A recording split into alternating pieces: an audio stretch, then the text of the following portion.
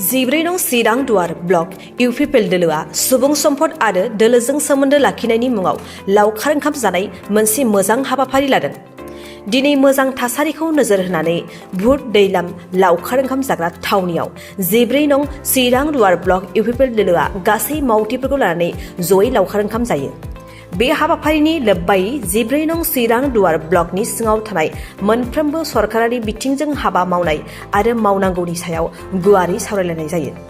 दिनैनि बे लावखार ओंखाम जानाय समावनो 14 नं चिरां दुवार ब्लक इउपिपिएलनि गाहाय नेहाथारि निखिल बरगयारी, लाइमोन गांखंनि गाहाय नेहाथारि यादव दाहाल, खोदोम बसुमतारीजों लोगोसे 14 नं चिरां दुवार ब्लकनि सिङाव थानाय गासै मासिगिरि सोद्रोमाफोरा बाहागो लायो। दिनैहाय आं नोंथांमोन गासैनिबो खौरांगिरि नोंथांमोननिसिम आंनि गोसो गोरबोनि 2023 मायथाइनि गोदान बोसोरनि आङो गाहाम हामलायनाय नोंथांमोननो जासिबाय। सारा आसामनि आरो सारा बिटिआरनि आरो सारा भारतनि गासै बर' सुबुंफोरनो लोगोसे जोंनि गासै सुबुं माहारिनि फिनसिम गोदान बोसोरनि आंनि अननाय मोजां मोननाय सिबिनाय खुलुमनाय आं गिबियाव जासिबाय।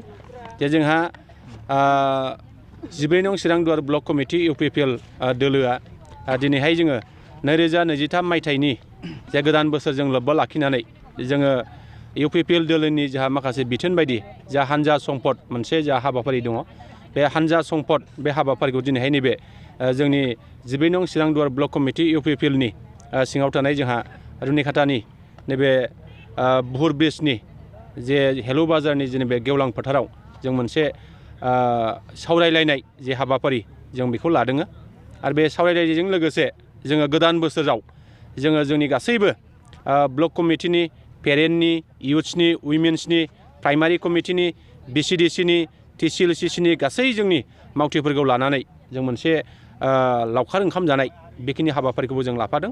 आरो जोङो बेखौनो फोरमायनो लुबैदों जे 2023 मायथाइयाव जोंनि दोलोनि जेसेबांनाखि जोङो खामानि मावनो लानाय बे खामानि मावनो लानाय जाहाथे हाबाफारिफ्रा जाहाथे जोङो गोसो मोदोम जिउ होसारनानै बयबो जाहाथे खामानि मावनो हायो।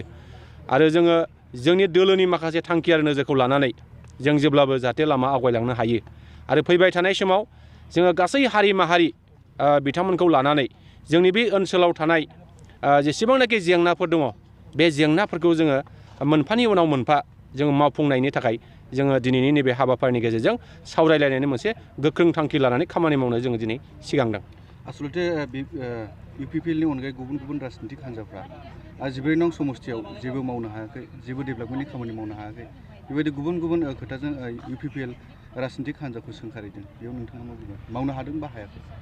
जोंथ' दिनैहाय 2 बोसोरनि गेजेराव जोङो 14 नं चिरां दुवार ब्लक कमिटि इउपिपिएलनि सिङाव जोंनि बिटिआर सरकार, बे बिटिआर सरकारनिफ्राय जोङो जथेस्थ' जोंनि माखासे जौगानायनि जिखिनि खामानिफोर बे खामानिफोरखौ निस्सय जोङो मावनो हादों होननानै जोङो बुंनो हायो। जा गुबुन माखासे अपोजिसननि दैदेनगिरिफ्रा निस्सय बेखौ बुंखागोनखा। आरो जोङो दिनै बुंनो हायो थांनाय 17 बोसोराव नैबे 14 नं चिरां दुवार समस्तियाव बिथांमोनहा जेरैबायदि खामानि मावनो हानांगौमोन बे खामानिखौ निस्सय बिथांमोनहा मावनो हायाखै। आरो जों दिनै बुंनो हायो जे जोंनि नैबे 14 नं चिरां दुवार समस्तियाव दिनैसिम जों गोबां माखासे खामानिफोर जों दिनै मावबोगासिनो दङ आरो मावलांबाय थानायनि जेखिनि हाबाफारि बे सोलिगासिनो दङ। आरो जों दिनै बुंनो हायो जोङो रुनिखातायाव 37 बोसोर बाहाय जोङो बेंक मोननो हायाखैमोन। दिनै जोङो रुनिखातायाव मोनसे बेंक जों मोननो हाबाय। जोङो दिनैहाय दागगारियाव बेसेबांबा जुग जुग बोसोरनि उननिफ्रायनो जोङो बे जायगायाव बेंक गैयामोन। दिनै जोङो इउनियन बेंक अफ इन्डिया बे बेंकआ दिनै न' लुनाया जागासिनो दङ आरो जोंनि माखासे एकाउन्ट खुलिनाय मा खुलिनाय बियो सोलिगासिनो दङ। आरो जोंनि समस्तियाव जोङो जथेस्थ' दिनैहाय गुबुन गुबुन माखासे मोजां मोजां फसंथानफोर, बे फसंथानफोरखौ जों दिनैहाय गायसननो थांगासिनो दङ। आरो बियो जोंहा नैबे 2023 मायथाइनि गेजेराव गोबां माखासे फसंथानफ्रा जोंनि गेजेराव फैनो हागौ, जों बेखौ बुंनो हायो दिनैहाय। क'क्राझार लकसभा एसटि सिटखौ बोखारनायनि सायाव नोंथाङा मा बुङो? जोंहाथ' जोङो बेखौ गोख्रोङै बुंनो हायो जे जोंहा बर' हारिया बे ओनसोलनि बा क'क्राझार लकसभा समस्तियाव जोंहा थोजासे जोंहा बर' सुबुं सानखो जा दंखायो।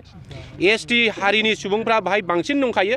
दा बेनिखायनो भारत सरकारा बे क'क्राझार लकसभा समष्टिखौ एसटि हिसाबै लाखिबाय थानाय जादों आरो दानि डिलिमिटेसन कमिसननि जिखिनि दाफामफिननाय जे हाबाफारि बे दाफामफिननाय हाबाफारियावबो जोङो मिजिं खालामो भारत सरकार आसाम सरकार आरो बिटिआर सरकारा बिनि सायाव मोजां मोनसे सिन्थानि गेजेरजों जोंनि नैबे क'क्राझार लकसभाखौ जोंहा एसटि रिजार्भेसन हिसाबै जों मोननो हागोन आरो बेखौ जोङो दिनै रोखा बुंनो हायो। दिनै फुंनि गेजेरावहाय निसिमा ओनसोलनि आन्सलिक प्राइमारि सिङाव थानाय मायावहाय अरुनदय स्किम मोननो थाखायहाय गुबुन दोलोआ मोना होननानै मोनसे भिडिअ भाइरेल जादों। दा इउपिपिएलआव फैबाल' मोनगोन होननानै मोनसे बिदि बुंनाय खोथाखौ नुनो मोनदों। दा नोंथांमोननि माबाहाय अरुनदय स्किम बा गुबुन गुबुन स्किमफोरखौ मोननो थाखायब्ला गुबुन दोलोनो मोनमारा नामा? जोंथ' बाहाय रोखायै बुंनांगोन जे दिनैसिमबो जोङो इउपिपिएल दोलोआ नैबे कंग्रेस नैबे बिजेपि नैबे बिपिएफ नैबे गुबुन गुबुन दोलो होननानै जों रावखौबो दिनै मुगैयाखै रावखौबो जों बासियाखै आरो जोंनि थांखिया बेनो जोंना परिबर्तन सरकार सोलायनायनि सरकार जों बै समावनो जों स्ल'गान होबोदों। दिनैहाय गासै हारि माहारिखौ लानानैनो गुबुन गुबुन दोलोनि मानसिफोरनोबो जों दिनैहाय न' होनो थांगासिनो दङ आरो गोबां न' मोननायनि बिदिन्थि दङ। गोबां जोंहा जेनेबा chief minister relief fund सुरित fund गियान सोरां बिथांखि अनसाय बिथांखि गुबुन गुबुन माखासे जोंनि जौगानायनि जिखिनि हाबाफारिफोर आरो बेजों लोगोसे जोंहा जब कार्डनि खामानि बेखौबो जोङो गुबुन दोलोनोबो जोङो मावहोनाय जादों।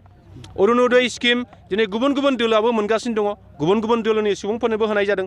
गुबुन गुबुन माखासे जौगानायनि बिथिङाव जों रावखौबो नासयाखै आरो रावखौबो नासयनोबो लुबैया आरो जों गासै हारि माहारिखौ लानानैनो बयनोबो जोङो थांनानै थानायनि जे सुबिदा बे सुबिदाखौ होनो थाखायनो जों दिनै गोदान सरकारा खामानि मावगासिनो दं। नैबे लावखार ओंखाम जानायाव मा मा आयोजन खालामदों?